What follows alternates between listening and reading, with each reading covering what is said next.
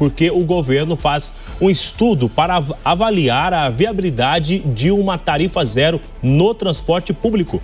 O ministro da Fazenda, Fernando Haddad, disse que essa será, então, uma das áreas que o governo vai estudar para 2026. A gente conversa agora com Marcos Quintela, que é o diretor do FGV Transportes, a quem eu agradeço a gentileza de conversar com a Jovem Pan nesse final de semana. E já te pergunto aqui, Marcos, chegando numa reta final e entrando no ano eleitoral já no ano que vem, isso é considerado algo eleitoreiro nesse momento? Boa tarde a todos. Prazer estar aqui na Jovem Pan.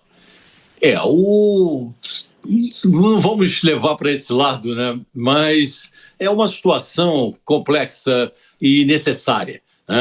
A tarifa zero, ela é importante num país que tem grandes problemas de mobilidade urbana, as cidades brasileiras, né? Nós temos hoje um custo tarifário para as pessoas muito alto, né, com pouca integração física e tarifária. E a figura do subsídio já está surgindo no Brasil de uns anos para cá, é uma tendência no mundo inteiro. Não dá para ter transporte público sem subsídio, só sustentado por tarifa paga pelo usuário, isso não tem. O governo federal já tem uma experiência de subsidiar transporte sobre trilhos, né, os sistemas da CBTU, que é a Companhia Brasileira de Trens Urbanos, há 40 anos é subsidiado, né, todos os sistemas são subsidiados, né, o metrô de São Paulo, os ônibus também no Brasil estão sendo subsidiados e agora está chegando no nível de subsídio pleno, praticamente, que seria a tarifa zero. Tem municípios com grande sucesso, né, como o município de Maricá, no Rio de Janeiro, e existem hoje 154 municípios que estão evoluindo para isso. Olha, é um problema que tem prós e contras que a gente pode falar sobre isso. Eu vou chamar a nossa analista também, que vai fazer uma pergunta ao senhor. Carly? Oi, boa tarde. Tudo bem, diretor?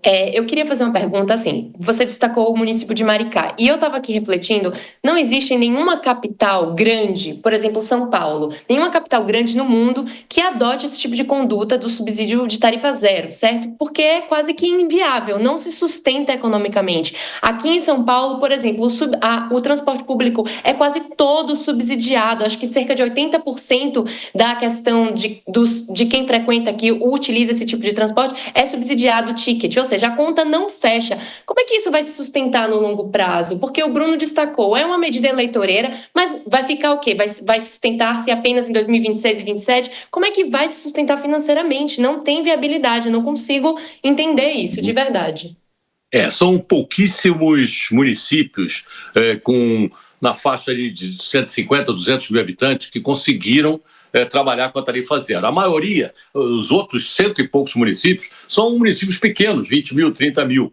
Em cidades grandes, como São Paulo, megalópolis, e Belo Horizonte, que estava com um projeto agora grande, parece que não evoluiu, o problema todo é como financiar de forma sustentável esse sistema de tarifa zero. Você tem que criar fundos de mobilidade, taxar as empresas, criar estacionamentos, pedágio urbano, sobre combustível, tarifa sobre combustível. Ou seja, você vai criar algum modelo que venha sustentar essa tarifa zero, né? Então é um problema. São Paulo está adotando uma tarifa parcial, usando um domingo, tentando isso aí. Agora, manter isso aí todos os dias da semana, 24 horas por dia, e por quanto tempo? O grande problema disso, aí vem no caso que você falou sobre ser eleitoreiro ou não, é começar e não dar continuidade, e interromper no processo, que aí seria uma situação muito ruim para todo mundo, para a sociedade principalmente, nem vou falar do lado político. Por quê? Porque é uma situação que tem que ser, ela é irreversível.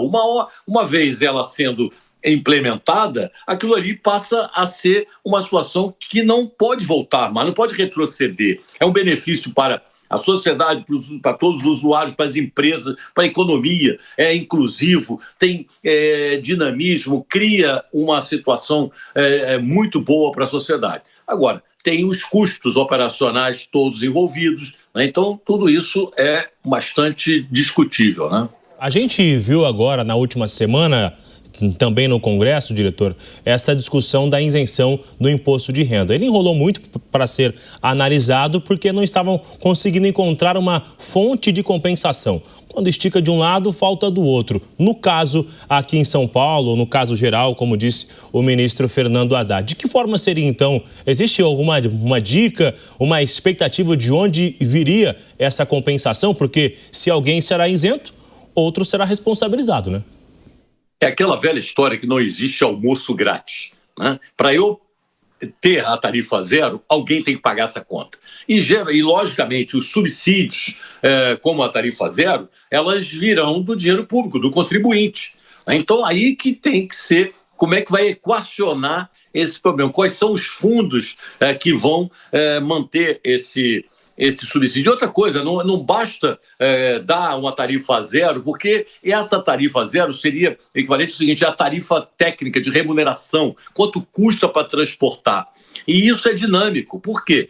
Uma vez eu concedendo a tarifa zero, certamente a questão de economia, eu vou aumentar a demanda. Eu vou aumentar. Quando eu aumento a demanda, eu, consequentemente, aumentarei os meus custos operacionais, tem que aumentar a oferta de ônibus, tem que manter a qualidade, a regularidade, né, o intervalo entre ônibus, eu tenho que atender toda a região metropolitana, e isso pode ser o grande problema da tarifa zero, né, a qualidade, né, então, a performance dos veículos. Então, tem que ter, além de todos os fundos de financiamento, que podem ser, como eu falei, de estacionamentos, taxação sobre empresas, sobre veículos, pedágio urbano, o que seja. E, além de tudo, tem que ter uma fiscalização, índice de desempenho das empresas, né? Porque elas vão agora se preocupar em buscar passageiros, não é só por quilometragem rodada, né, para atender a população de forma confortável, regular, pontual, né, com qualidade, no caso climatizado, no caso de cidades que têm esse problema. Quer dizer, então, não é uma situação simples, é um problema que pode ser um tiro no pé, porque rapidamente isso pode se degradar e aí cria uma situação totalmente descontrolada, né? Edicárlio?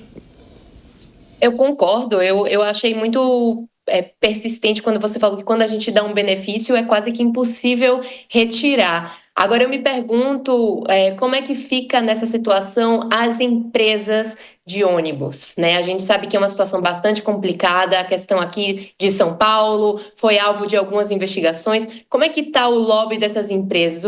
Como esses empresários enxergam essa situação da tarifa zero? Porque acredito que, como você disse, não existe almoço grátis e alguém vai pagar essa conta. Acredito que parte disso vai ser das empresas e parte do contribuinte, que sempre é quem paga aí o almoço para todo mundo. As empresas de ônibus no Brasil inteiro, né, elas têm sofrido com as perdas de passageiros há muitos anos. Até isso aí é só você ver as séries históricas. Antes da pandemia, já havia uma perda considerável dos passageiros de ônibus por vários motivos. Por qualidade, mudança de hábitos, principalmente no período pós-pandêmico, né? O teletrabalho, o e-commerce, a chegada maciça dos aplicativos fazendo o papel indevido do transporte público, os mototáxis, a segurança pública também influencia tudo isso. Então, os ônibus perderam muito passageiros.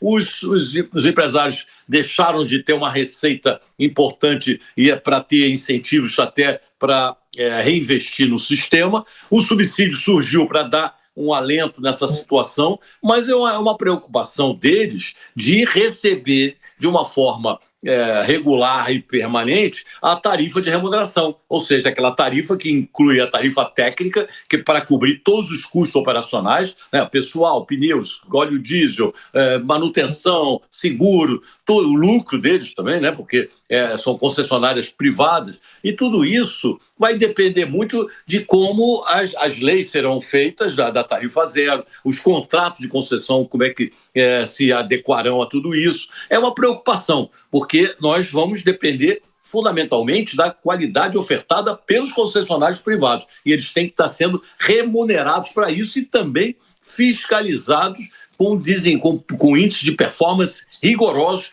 pelo poder público, porque senão, aí volto a dizer, vai ser um tiro no pé e vai descontrolar todo o sistema. E quem vai ser prejudicado sempre? O usuário, né, que já é hoje muito prejudicado com os tempos de viagem, com a falta de transporte. É só ver as pesquisas, Rio, São Paulo e todas as grandes cidades brasileiras, né?